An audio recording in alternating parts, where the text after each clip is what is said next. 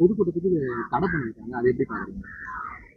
பொதுவா செந்தமிழன் அண்ணன் சீமான் அவர்கள் ஏற்கனவே சகோதரர் அஜித்குமார் அவர்களோட படுகொலை நிகழ்த்தப்பட்ட நாளிலிருந்து இன்று வரைக்கும் தினமும் அவர் அண்ணன் அவர்களோட கண்டன குரலை தொடர்ந்து பதிவு பண்ணிக்கிட்டு இருக்காங்க. உடனடியாகவே அதற்கு படுகொலை செய்யப்பட்ட ஓரிரு நாளிலே திருப்புவனத்தில் மிகப்பெரிய அளவில் மாநில நிர்வாகிகள் நாம் தமிழர் சார்பாக பெருந்திரளான நாம் தமிழர் இளைஞர்கள் பட்டாளங்களோடு ஒரு மாபெரும் கண்டன பொதுக்கூட்டத்தை வெகு சிறப்பாக அண்ணன் நடத்தியிருந்தாங்க. அது மட்டும் இல்லாமல் அஜித்குமாரை இழந்து வாழக்கூடிய அவரது அம்மா மற்றும் அன்பு சகோதரரை நேரில் ஆழ்ந்த இரங்கலை தெரிவிப்பதோடு அண்ணன் அவர்களுடைய கண்டன குரலையும் பதிவு செய்வதற்காக முறையாக அனுமதி கேட்டிருக்காங்க. ஆனால் தமிழக அரசு அந்த அனுமதியை மறுத்திருக்காங்க. ஏன் அப்படின்னா, யாரோ ஒரு சிலர் போராட்டம் பண்ணால் அந்த போராட்டம் பெரிய அளவில் எடுபடாது. ஊடகத்தோட காட்சியாகவோ அல்லது மத்தியில் ஆளக்கூடியவர்களுக்கோ அந்த பொதுமக்கள்கிட்டே போய் சேராது. ஆனால் ஒரு மிகப்பெரிய ஒரு கட்சியாக தமிழகத்தில் இருக்கக்கூடிய நாம் தமிழரின் சார்பாக, அதுவும் அண்ணன் செந்தமிழன் சீமான் அவர்களின் குரலாக அந்த கண்டன பதிவு இருக்கும்போது, மாண்புமிகு பாரத பிரதமர் நரேந்திர மோடிஜி அவர்கள் மட்டுமல்ல, உலகில் வாழக்கூடிய அனைவருமே இந்த அண்ணன் அவர்களின் எழுச்சுரையை பார்ப்பாங்க. அப்ப ஆளுகிற ஆட்சியாளர்களுக்கு அது மிகப்பெரிய ஒரு அவமானத்தை கொடுக்கும். ஏன் அப்படின்னா, காவல்துறையை கையில் வச்சுக்கிட்டு சிறப்பா அரசை வழிநடத்தாம எவ்வளவோ படுகொலைகள் தமிழ்நாட்டில் தொடர்ந்து நடந்துகிட்டு இருக்கு. பெண்களுக்கு பாதுகாப்பு கிடையாது, பாலியல் வன்புறவு, பள்ளியில படிக்க போற சிறுமிகளுக்கு கூட பாதுகாப்பு இல்லாமல் இருந்துகிட்டு இருக்கு. அப்ப இது போன்ற தமிழகத்தின் அவல ஆட்சியை, திமுகவோட இந்த திராவிட மாடல் ஆட்சியை செந்தமிழன் அண்ணன் சீமான் அவர்கள் அஜித்குமார் அவர்களுடைய படுகொலையை முன்னிலைப்படுத்தி கண்டன குரலா பதிவு செய்யறத தமிழக அரசால ஏற்றுக்கொள்ள முடியல. அது மட்டும் இல்லாம காவல்துறையவே சீமான் அண்ணன் எதிர்த்து பேசக்கூடியது. அது இல்லாம கண்டனமா இந்த படுகொலையை பத்தி பேசும்போது காவல்துறை அதுக்கு அனுமதியை மறுக்காங்க. அப்படி இருந்தும் கூட மரியாதைக்குரிய அண்ணன் செந்தமிழன் சீமான் அவர்கள் சொன்னபடி சொன்ன நேரத்துக்கு அவருடைய வீர உரைய கண்டன பதிவை கண்டிப்பா மடப்புறத்திலையும் திருப்புவனத்திலையும் செய்வார் அப்படிங்கிற நம்பிக்கையும் எங்களுக்கு இருக்கு. உண்மையிலேயே இது கண்டிக்கக்கூடிய செயல். அந்த திமுக அரசோட இந்த கொடூர படுகொலை கண்டிக்கக்கூடியது. செந்தமிழன் அண்ணன் சீமான் அவர்கள் இந்த சிபிஐ உயர் அதிகாரிகளுக்கு இப்ப அறிநடர் சொல்லக்கூடிய கருத்துக்கும் அண்ணன் செந்தமிழன் சீமான் அவர்களின் நாம் தமிழர் சார்பாக கொடுக்கக்கூடிய அழுத்தத்திற்கும் வித்தியாசம் இருக்கு. ஸோ முறையாக அண்ணன் செந்தமிழன் சீமான் அவர்கள் சிபிஐ உயர் அதிகாரிகளுக்கு தொடர்ந்து அழுத்தத்தை கொடுத்து இந்த வழக்கை துரிதப்படுத்தி கூடிய விரைவில் இந்த வழக்கில் சம்பந்தப்பட்ட அத்தனை கொலையாளி காவலர்களையும், இதுக்கு உடந்தையாக செயல்பட்ட அத்தனை பேரையுமே அறநிலைத்துறை சார்ந்தவங்களெல்லாம் இன்னும் இதுவரைக்கும் கைது செய்யப்படலை.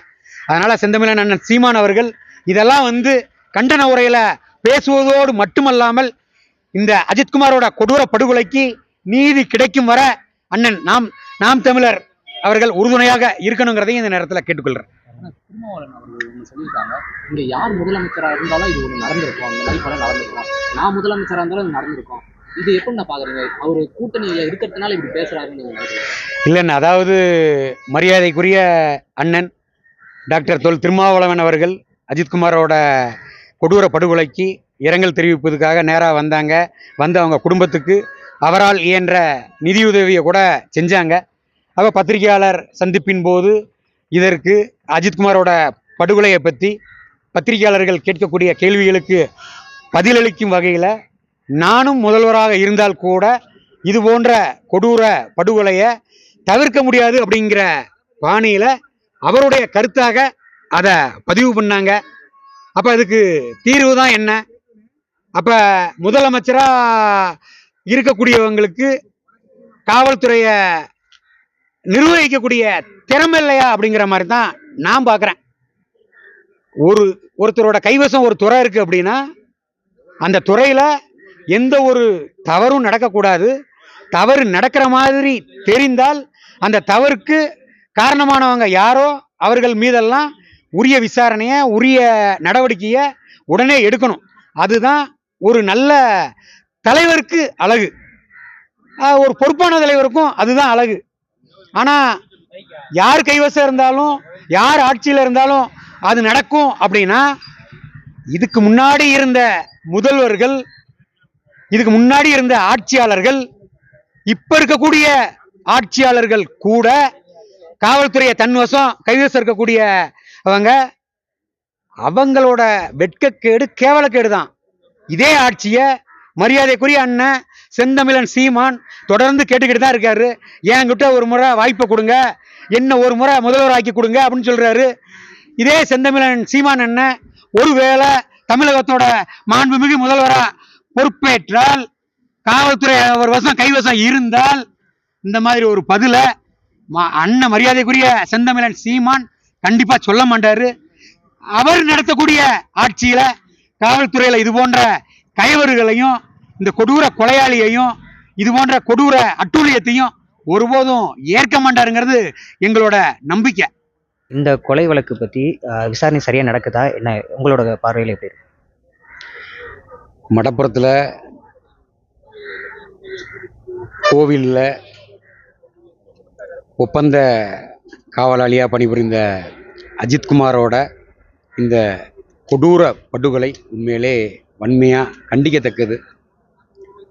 சரியான முறையில் விசாரணை போகுதா அப்படின்னு சொன்னால் பல லட்சம் கேள்விக்குரிய தான் இந்த நேரத்தில் சொல்ல வேண்டியது இருக்குது. ஏன் அப்படின்னா, காவல் நிலையத்துக்கு ஒரு குற்றவாளியாக கருதப்படக்கூடிய யார் சென்றாலும் அந்த முதல் தகவல் அறிக்கை முறையாக இருக்கணும். அது மட்டும் இல்லாமல் இப்போ அஜித்குமார் என்ன உடை உடுத்திட்டு போயிருந்தார், அவர் என்ன பெல்ட் போட்டிருந்தாரு, பர்ஸில் என்ன வச்சுருந்தாரு, என்ன செல்ஃபோன் யூஸ் பண்ணார், அந்த மாதிரி ஒவ்வொரு பொருட்களும் அங்கே அந்த லெஜரில் எழுதப்படும். காவல்துறை எழுத்தாளர்களால் எழுதப்படும். ஆனால் இதுவரைக்கும் இந்த கொடூர அஜித்குமாரோட படுகொலையில் 5 காவலர்களை மட்டும் கைது செஞ்சுருக்காங்க. அப்போ அந்த காவல் நிலையத்தில் அஜித்குமார் போகும்போது எத்தனை காவல்துறை அதிகாரிகள் இருந்தாங்க, காவல் நிலையத்தில் அஜித்குமாருக்கு எந்த மாதிரியான விசாரணையை மேற்கொள்ளப்பட்டுச்சு, அஜித்குமார் அங்கே எத்தனை பேர் துன்புறுத்தினாங்க, அடித்தாங்க, அவங்களெல்லாம் ஏன் இந்த கொலை வழக்கில் சேர்க்கலை, அந்த திருப்புவனம் காவல் நிலைய ஆய்வாளரை ஏன் இன்னும் இந்த கொலை வழக்கில் சேர்க்கலை, அங்கே உதவி ஆய்வாளர்களாக பணியில் இருந்திருப்பாங்க. சரி, இந்த 5-6 தனிப்படை காவலர்கள் தான் அஜித்தை கூட்டு போனாங்க, அடிச்சு கொண்டாங்க அப்படின்னு சொல்றாங்க. அப்ப அந்த படுகொலைக்கு உடந்தையா இருந்த ஆய்வாளர்கள், உதவி ஆய்வாளர்கள், ஏன்னா அவங்களுக்கு தெரிஞ்சிருக்கும், ஒரு ஸ்டேஷனுக்குள்ள இருந்து ஒரு விசாரணை ஆளை வெளியில கூட்டு போறாங்கன்னா லெஜர்ல அவங்க எழுதணும், இத்தனை மணிக்கு வந்தாப்புல அஜித்குமார், இத்தனை மணிக்கு இந்த அதிகாரிகளால் வெளியில கூட்டு போறாங்கிறதெல்லாம் எழுதணும். அதெல்லாம் முறையா எழுதப்பட்டிருக்கா? அப்ப யாரை காப்பாத்துறதுக்காக இந்த காவல்துறை வெறும் அந்த 5 காவலர்களோட அந்த கைது நடவடிக்கையை நிப்பாட்டிட்டாங்கிற கேள்வி எங்களுக்கு இருக்கு. 6 பேரை தற்காலிக பணி நீக்கம் செஞ்சோம் அப்படின்னு சொல்லியிருக்காங்க. அப்ப அந்த ஒரு நபர், அந்த 5 பேர் அடிச்சவங்க, அந்த வாகனங்களில் ஓட்டிட்டு போன அந்த காவலர் டிரைவரை இதுவரைக்கும் கைது செய்யப்படலை. அவரையே மறைக்கிறாங்க. இவர்களுக்கு உத்தரவிட்ட உயரதிகாரி டிஎஸ்பியை ஏன் இன்னும் இந்த கொலை வழக்கில் சேர்த்து கைது செய்யப்படலை? மாவட்ட காவல்துறை எஸ்பியை இந்த கொலை வழக்கில் ஏன் இன்னும் சேர்க்கலை? அவருக்கு உத்தரவிட்ட அந்த தலைமைச் செயலக அந்த உயரதிகாரியை ஏன் இன்னும் கொலை வழக்கில் சேர்க்கப்படாமல் இருக்காங்க? கைது நடவடிக்கையை ஏன் எடுக்கப்படாமல் இருக்காங்க? அது மட்டும் இல்லாமல் அஜித்குமாரை காவல் நிலையத்துக்கு கூட்டிகிட்டு போனதே அறநிலையத்துறையை சார்ந்த அதிகாரிகள் அவங்கள ஏன் இப்ப வரைக்கும் யாரையுமே இந்த கொலை வழக்கில் சேர்க்கல? காவலர்கள் கொடூரமான முறையில் அறநிலைத்துறை சம்பந்தப்பட்ட அலுவலகத்துக்கு பின்புறம் இருக்கக்கூடிய அந்த மாட்டோட இடத்துல வந்து தான் அடிக்கிறாங்க. அப்போ அறநிலைத்துறை அதிகாரிகள் தான் அந்த மிளகாய் பொடி இதெல்லாம் வாங்கி கொடுத்துருக்காங்க. அது எத்தனை பேர் போய் வாங்கி கொடுத்தாங்க? அதுக்கு அந்த காவல்துறை அதிகாரிகள், அதுவும் அவர்கள் சார்ந்த துறையில் அஜித்குமார் வேலை செய்கிறாப்புல. அப்போ அந்த துறை சார்ந்து இருக்கக்கூடிய ஒருத்தரையே வந்து அடிக்கிறதுக்கு உதவி புரிந்த அறநிலைத்துறை அதிகாரிகள்லாம் ஏன் இது வரைக்கும் இந்த கொலை வழக்கில் சேர்க்கப்படலை? அவங்களெல்லாம் ஏன் கைது செய்யலை? அப்போ யாரை காப்பாற்றுவதற்காக தமிழக அரசு முனைப்போட செயல்பட்டுக்கிட்டு இருக்குங்கிற கேள்விகள் எல்லாம் எங்களுக்கு இருக்கு. மாண்புமிகு மரியாதைக்குரிய உயர்நீதிமன்ற நீதியரசர்கள் முதன்முறை இந்த வழக்கை எடுக்கும்போது வெகு சிறப்பான கேள்விகள் எல்லாம் உண்மையிலேயே கேட்டாங்க. உண்மையிலே அந்த மாண்புமிகு நீதியரசர்களுக்கு நன்றிகள் எல்லாம் தெரிவித்தோம். ஆனால் ஏனோ நேற்று மாண்புமிகு நீதியரசர்களின் கேள்விகள் குறைவாகவே இருந்தது. அஜித்குமார் சார்பாகவும் பொதுநல வழக்காக தொடுக்கப்பட்ட மூத்த வழக்கறிஞர்கள் எல்லாம் அவர்கள் சார்ந்து பல கருத்துக்களை முன்வைக்க வரும்போது கூட ஒரு சில வார்த்தைகளோடு மாண்புமிகு நீதியரசர்கள் வழக்கு சிபிஐ வசம் ஒப்படைக்கப்பட்டுள்ளது, சிபிஐ அதிகாரிகள் விசாரிப்பார்கள் என்று வழக்கை முடித்து வைத்து விட்டார்கள். முடிப்பதற்கான முனைப்போடு செயல்பட்டார்கள். இந்த வழக்கை இனி விசாரிக்கக்கூடிய மாண்புமிகு சிபிஐ உயர் அதிகாரிகள் இந்த வழக்கின் உண்மைத்தன்மையை உணர்ந்து கொண்டு இந்த கொடூர படுகொலைக்கு, அஜித்குமாரின் கொடூர படுகொலைக்கு உடந்தையாக இருந்தவர்கள், கொலை செய்ய தூண்டியவர்கள், கொலையை நிகழ்த்தியவர்கள், அவர்களுக்கு உதவி புரிந்தவர்கள் என அனைவரையுமே இந்த கொலை வழக்கில் சேர்த்து கூடிய விரைவில் கைது செய்ய வேண்டும். கைது செய்து அனைவரையும் சிறையில் அடைக்க வேண்டும். காலம் தாழ்த்தாமல் அதேபோல வழக்குகளை துரிதப்படுத்தி உயர்நீதிமன்றத்தில் நடத்தி இந்த அஜித்குமாரின் கொடூர படுகொலைக்கு நீதி கிடைத்திட ஆவண சிபிஐ அதிகாரிகள் செய்ய வேண்டும் என்பதையே நான் இந்த நேரத்தில் கூற கடமைப்படுகிறேன். தமிழகத்தில் எத்தனையோ இந்த மாதிரி திருட்டு வழக்குகள் இருக்குது. அப்படி எந்த வழக்குலையும் இவ்வளவு துரிதம் காட்டலை. இந்த வழக்கில் இவ்வளவு துரிதம் காட்டி இவ்வளோ வேகமாக தண்டனை வாங்கி கொடுக்கணும்னு நினச்சதுக்கு என்ன காரணம்? அஜித்குமார் மேலே சொல்லப்பட்டிருக்கக்கூடிய இந்த புகாரே பொய்யானது. ஏன்னா நான் வந்து அஜித்குமார் படுகொலை செய்யப்பட்டு அவருடைய உடலை தகனம் செய்த நாள் முதல் நான் அந்த மடப்புறத்தில் தான் இருக்கிறேன்.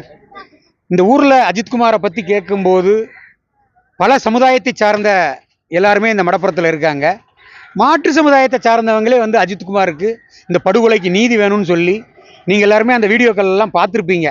காவல்துறைக்கு எதிராக கண்டன முழக்கம் விட்டு காவல்துறை வாகனங்களுக்கு முன்பாகவே அமர்ந்து போராட்டமெல்லாம் பண்ணாங்க மாற்று சமுதாயத்தை சார்ந்தவங்க. ஏன் அப்படின்னா, எந்த ஒரு தவறுமே செய்யாத ஒரு அப்பாவி இளைஞனை வேண்டுமென்று ஒரு பெண்மணி பொய் புகார் கொடுக்குறாங்க. இன்னைக்கு வரைக்கும் அந்த நிக்கிதாங்கிற அந்த பெண்மணி கொடுத்த புகார் உண்மையானதா? அவங்க அந்த உண்மையிலே சொன்னப்பட்ட தகவலில் நகை கொண்டு வந்தாங்களா? அந்த நகைக்கான ரசீதுகள்லாம் இருக்குதா? அது முறையாக பணம் செலுத்தி வாங்கினாங்களா? இதெல்லாம் ஆராயப்பட்டதான்னு தெரியல. இல்லாத ஒரு வழக்கை, பொய்யா புனையப்பட்ட வழக்குக்கு காவல்துறை இவ்வளவு உத்வேகம் கொடுத்து ஏன் அஜித்குமாரை விசாரணைங்கிற பேரில் கொடூரமான தாக்குதலில் தாக்கி படுகொலை செய்யணும்? எவ்வளவோ வழக்குகள் நிலுவையில் கிடக்கு. அந்த வழக்கெல்லாம் தினமும் காவல் நிலையத்துக்கு போய் ஐயா நாங்கள் புகார் கொடுத்துருக்கோமே, நீதி என்னாச்சு? அந்த நம்ம வழக்கு புகார் செஞ்சுருக்கிறத சம்மந்தப்பட்ட ஆளை கைது பண்ணிட்டீங்களா? அதுக்கு என்ன நடவடிக்கை எடுத்திருக்கீங்கன்னு சொல்லி எவ்வளவோ வழக்குகள் காவல் நிலையங்களாக இருக்கட்டும், உயரதிகாரிகளை போய் சந்திக்கிறதா இருக்கட்டும், ஏன் முதலமைச்சர் தனிப்பிரிவுக்கே காவல்துறை அதிகாரிகள் ஒழுங்காக வழக்கை எடுத்து நடத்த மாட்டேங்கிறாங்க, ஒழுங்காக விசாரிக்க மாட்டேங்கிறாங்கன்னு சொல்லிலாம் வந்து தலைமைச் செயலகத்துக்கே எவ்வளவோ புகார்களெல்லாம் தெரிவிச்சுக்கிட்டு இருக்காங்க. அப்படியெல்லாம் இருக்கும்போது இந்த நிகிதாங்கிற பெண்மணி யார்? அவங்களுக்கு அந்த உதவி செய்யக்கூடிய அதிகாரிகள் யார்? அவங்க அந்த பெண்மணி நல்ல மேக்கப் போட்டுக்கிட்டு டிவி சேனல்களுக்கெல்லாம் பேட்டி கொடுத்துக்கிட்டு இருக்கிறாங்க. கொஞ்சம் கூட இந்த ஒரு கொடூர படுகொலைக்கு தான் தான் காரணம் அப்படிங்கிற அந்த ஒரு எண்ணமே இல்லாமல் சர்வசாதாரணமாக பேட்டி கொடுத்துக்கிட்டு இருக்காங்க. அப்பவும் கூட ஏன்னா இந்த ஆட்சியாளர்களை காப்பாற்றுற மாதிரி நல்லாட்சி நடந்துக்கிட்டு இருக்கிற மாதிரியும் அதிகாரிகள் முறையாக செயல்பட்டாங்கங்கிற மாதிரி எல்லாம் ஒரு எகத்தாளமான பேட்டியை கொடுத்தாங்க. முதல்ல அந்த நிக்கிதாங்கிற பெண்மணியை இந்த வழக்கில் சேர்த்து இந்த கொடூர படுகொலைக்கு மூல காரணமே அந்த பெண்மணி.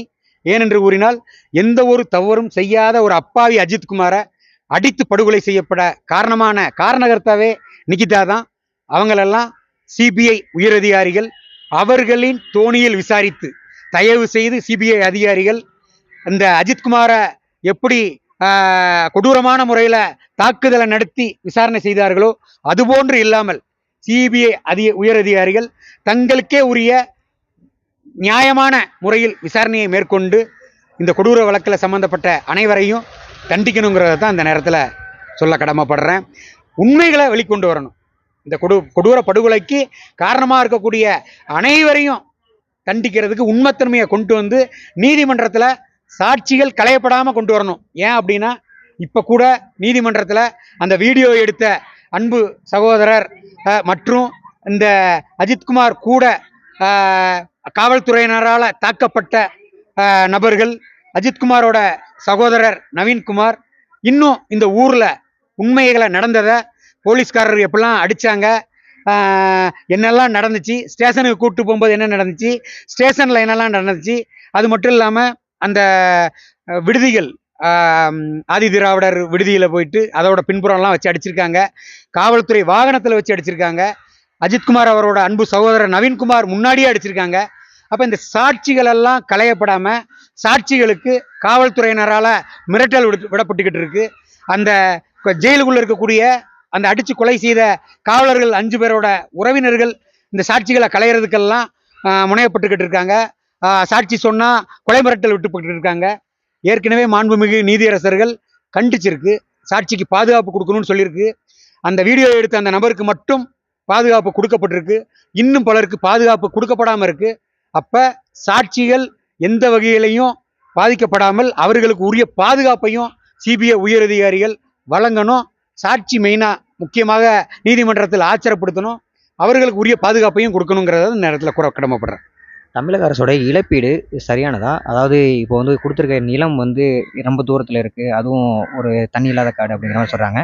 அது மட்டும் இல்லாமல் அவருக்கு கொடுத்துருக்க வேலையுமே வந்து 80 கிலோமீட்டருக்கு அப்பாலில் இருக்குது அப்படிங்கிற மாதிரியும் சொல்கிறாங்க. இது எப்படி? முதல்ல மாண்புமிகு சிவகங்கை மாவட்ட ஆட்சியர் மற்றும் மரியாதைக்குரிய மாண்புமிகு அமைச்சர் பெரிய கருப்பன் அவர்கள் இங்கு வருகை புரிந்து அஜித்குமார் அவர்களுடைய படுகொலைக்கு ஆழ்ந்த அனுதாபத்தையும் வருத்தத்தையும் தெரிவித்ததோடு தமிழக முதல்வர் மாண்புமிகு மு.க. ஸ்டாலின் அவர்களை வீடியோ கால் மூலமாக அஜித்குமார் அவர்கள் உறவினர்கள், அவரது அம்மையார் மற்றும் அவரது சகோதரரோடு பேச வைத்தார். அதன் பிறகு மறுநாள் அரசின் சார்பாக அஜித்குமாரை இழந்து வாடக்கூடிய அவரது சகோதரர் நவீன்குமாருக்கு ஆவின் துறையில் ஒரு டெக்னீசியன் வேலையாக அரசு வேலை வழங்குவதாக அறிவித்தார்கள்.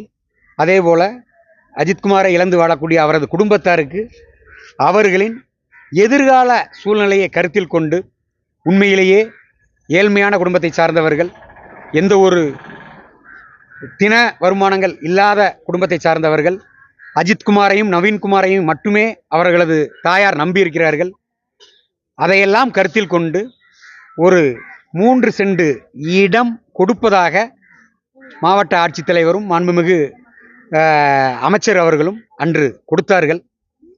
அது எந்த இடத்த கொடுத்தாங்க, அது எந்த மாதிரியான வேலை அப்படிங்கிறதெல்லாமே வந்து உண்மையிலேயே அஜித்குமாரோட குடும்பத்தார் அப்போ ஆராயலை. ஏன் அப்படின்னா உண்மையிலே உயிரை இழந்திருக்கிறோம், தன்னோட குடும்பத்தில் கூட பிறந்த அண்ணனை இழந்திருக்கோங்கிற துக்கம் நவீன்குமாருக்கும், பெத்த பிள்ளைய இப்படி கொடூரமாக அதை காவலர்கள் அடித்து கொண்டிருக்காங்களே, இந்த கொடூர படுகொலைக்கு நீதி வேணுமேனு தான் அவங்களோட குடும்பத்தில் நினச்சிக்கிட்டு இருக்கக்கூடிய நேரத்தில் இது போன்ற அரசோட அறிவிப்பு அப்படி இருந்துச்சு. அப்போ நாங்களும் கூட சரி, அரசாங்கம் உண்மையிலே ஒரு நல்ல வேலையை கொடுத்துருக்காங்க, ஒரு நல்ல